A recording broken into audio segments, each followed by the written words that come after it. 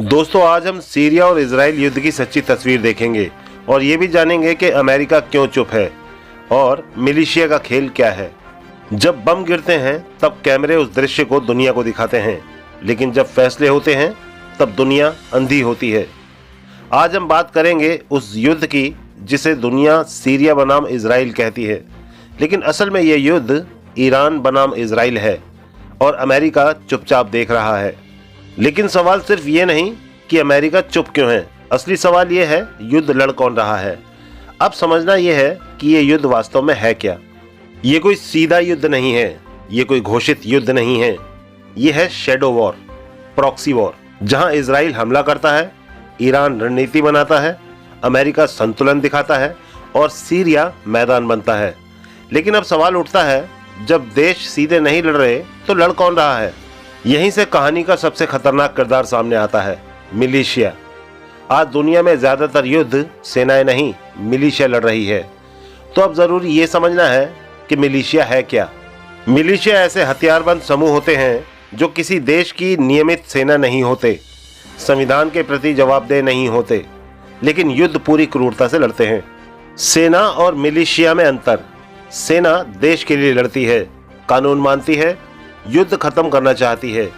Militia विचारधारा के लिए लड़ती है, कानून नहीं मानती, युद्ध को जिंदा रखती है।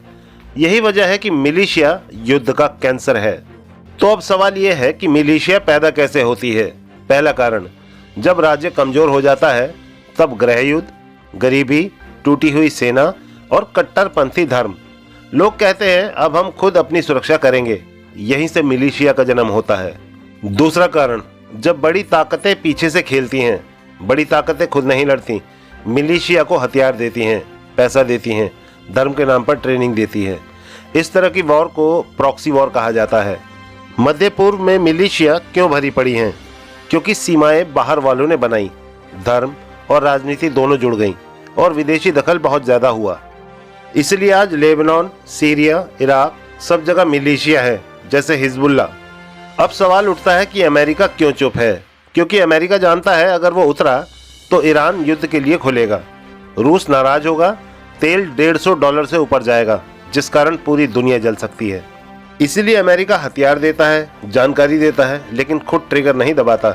इसे कहते हैं स्ट्रेटेजिक एम्बिग्यूटी।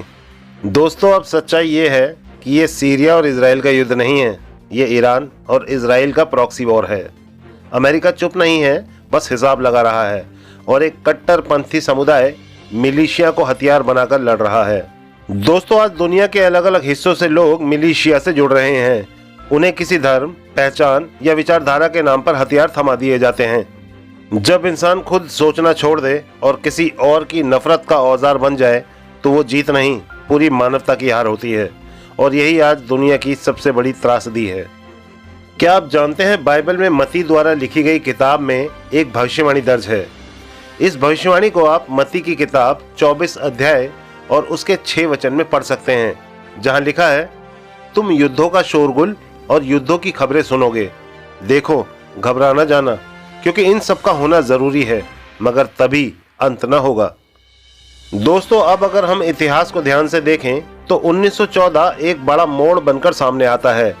1914 से पहले भी लड़ाइयाँ होती थीं, लेकिन वे ज्यादातर सीमित थी, छोटे इलाकों तक और सीमित हथियारों तक। 1914 के बाद युद्ध सिर्फ युद्ध नहीं रहे, वे विश्व युद्ध बन गए। अब लड़ाइयाँ तीर, भाले या सीमित क्षमताओं वाली तोपों तक सीमित नहीं रही। 1945 के बाद इंसानों ने ऐसे हथियार बना लिए जो पूरे शहर को और आने वाली पीढ़ियों को एक साथ खत्म कर सकते थे। इसलिए मत्ती की किताब की भविष्यवाणी में ये नहीं कहा गया कि युद्ध देखकर घबरा जाना, बल्कि साफ कहा गया है, देखो, घबरा न जाना। युद्ध दुनिया में हमेशा से रहे हैं, लेकिन इतिहास में पहली बार इंसानों के पास खुद को पूरी तरह मिटा देने की ताकत आ गई है। तो अब अगर हम बाइबल की भविष्यवाणी की माने तो कयामत, प्रलय या दुनिया का अंत युद्धों से नहीं होगा, बल्कि युद्ध निशानियों के तौर पर बताई गई भविष्यवाणियां हैं, जो ये साबित करती हैं कि अंत के दिनों में दुनिया कितनी क्रूर हो जाएगी।